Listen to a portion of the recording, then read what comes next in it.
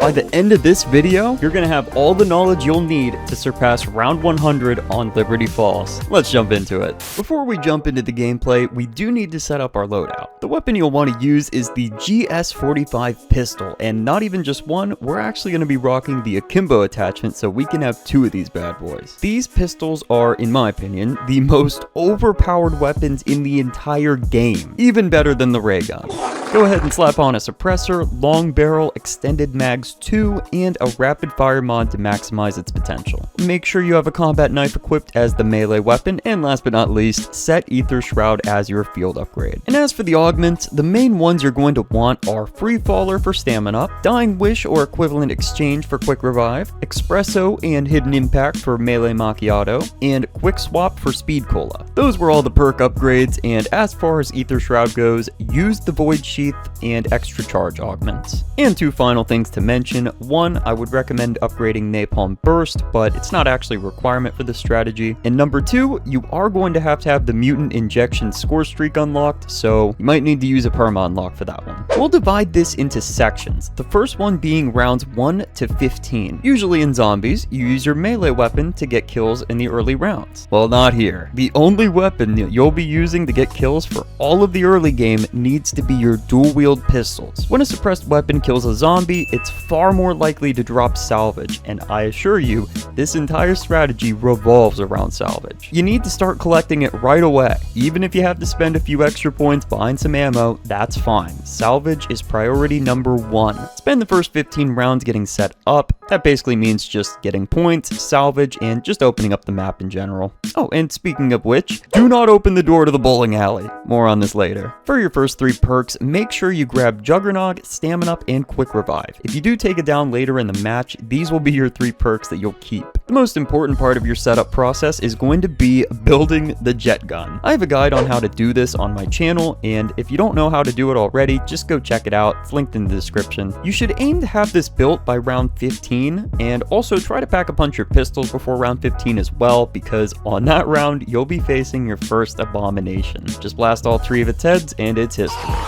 The first half of your setup should be done. Now it's time to grind out the second part. In between rounds 16 to 30, your goal is to continue racking up as many points and salvage as possible, get the last 5 perks, and finish upgrading your pistols to max rarity and pack-a-punch level 3. If you're looking for a good spot to train the zombies, I'd recommend either using the spawn point near the trap or use the bowling alley. I personally prefer the bowling lanes just because of how condensed the spawns are there. It makes rounds go pretty quick, and it's also great for getting those kills with the pistols as well. As you keep going rounds, you'll occasionally see these little SAM trials popping up. They're just simple little challenges that pop up randomly in the map, but the rewards you earn for completing these trials are the real deal. If you get the max tier trial reward on any challenge, you could get anything ranging from free perks, Casimir devices, and even the wonder weapons themselves. But the greatest item to pull from these would be an orange or purple ether tool. Ether tools basically just upgrade your weapon's rarity to the same color as the tool. But obviously, if you already have the same upgrade as the tool provides, then it's just not going to work. So here's what I like to do.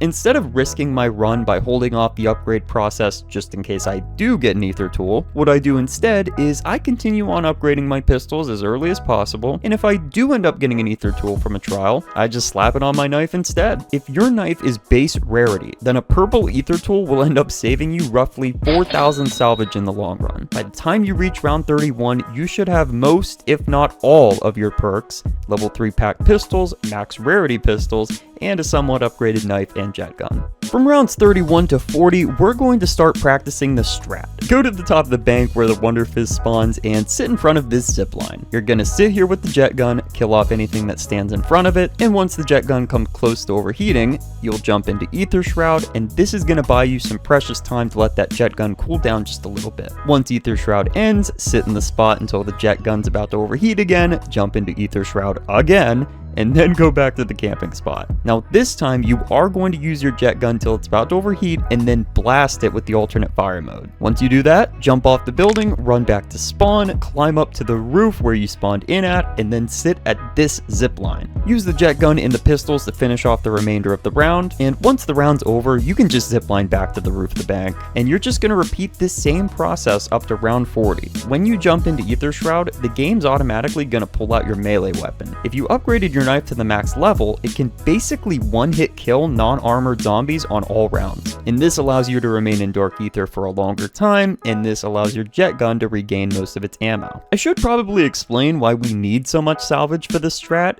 and it's because on the higher rounds, we're going to be using the mutant injection score streak from the crafting table below. It's by far the greatest streak in the entire game, but unfortunately it's quite expensive. It sits at a whopping 2,500 salvage just to make one, and to reach round 100, we're gonna need a lot more than one.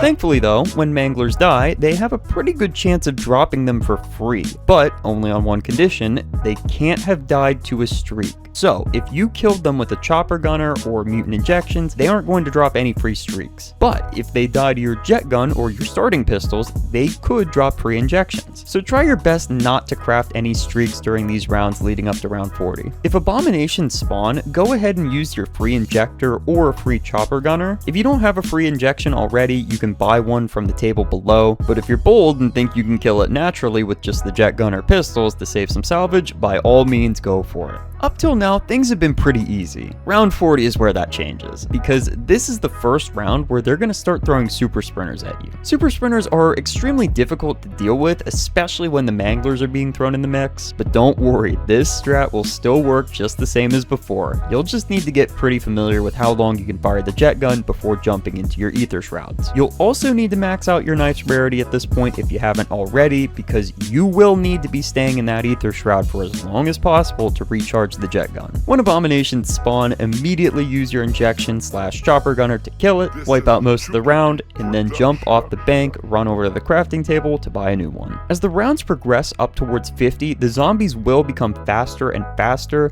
but you'll find yourself getting used to it more as you go. You'll probably start to notice at this point that the bug rounds are taking forever to get through. This will only become worse.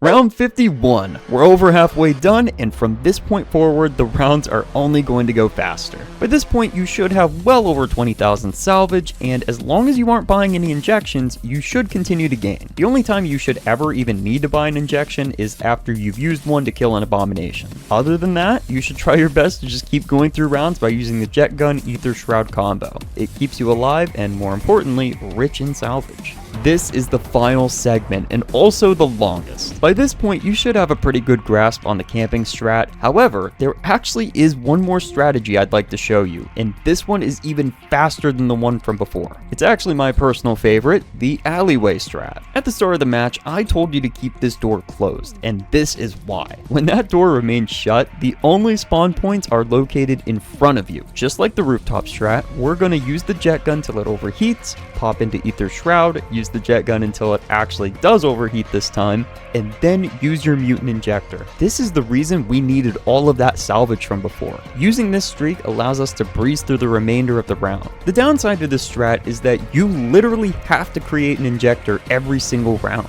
which is extremely expensive. But the payout is that the rounds are going to go even faster than they already were. Once your injector wears off, the round should be basically over. Pick up all the salvage laying on the ground, build another injector at the workbench, and get back in position to do it all over again. Abominations typically don't spawn in this area, but if one does spawn and chases you back here, just use the injector to kill it. Because this area is so expensive to camp in, I would personally recommend staying on the roof to like 65, maybe even 70, just to make sure that you'll have enough salvage. If you do go here early and you don't have enough salvage, just go spend a few more rounds back on the roof and you should be fine. I'd say that the sweet spot would be 30,000 salvage. If you have that much, you probably will make it to 100 in the alleyway alone.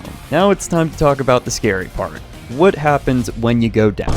Unfortunately, they do happen, and we need to have a game plan for how to deal with them. Well, first of all, Dying Wish and Equivalent Exchange should give you 3 chances to avoid death in your match. Once all 3 have been exhausted, you will go down normally again and have to rely on self-res kits. When you do go down and get back up, you should have Stamina Up, Jug, and Quick Revive as your 3 perks, assuming that you bought those 3 perks first. I'd recommend immediately jumping into Ether Shroud, buy an injector, and kill off the rest of the round, but just leave one zombie or one mangler alive. If you don't have an ether shroud, then throw a monkey bomb instead. Now in this footage right here, I actually did take it down and I ended up getting set up again mid-round. I wouldn't recommend this, but if you don't have an ether shroud or any monkey bombs available, then you will have to improvise. My advice would be return back to the roof of the bank and camp for just a few seconds, let things spawn in a little bit, then jump down and immediately buy an injector. Kill off the rest of the round with the injector, and just like before, save a zombie or a mangler. Then buy all your perks back. Also, before you end the round, make sure you buy back another injector and a self-res kit. The rounds are going to continue to get longer and longer, but you should always be able to kill off like 95% of the round with your injection, as long as you got enough jet gun kills prior. Keep following this process, and before you know it, you will hit 100. I sincerely hope this video helps you guys hit 100, and if it does, please let me know in the comments below. But if you do fail, just try again. It really doesn't take that long to break past round 50 in the grand scheme of things, so don't worry about wasted time. Just keep trying, and eventually you will achieve round 100. Good luck, guys. I hope to see you in the next one, and yeah, peace.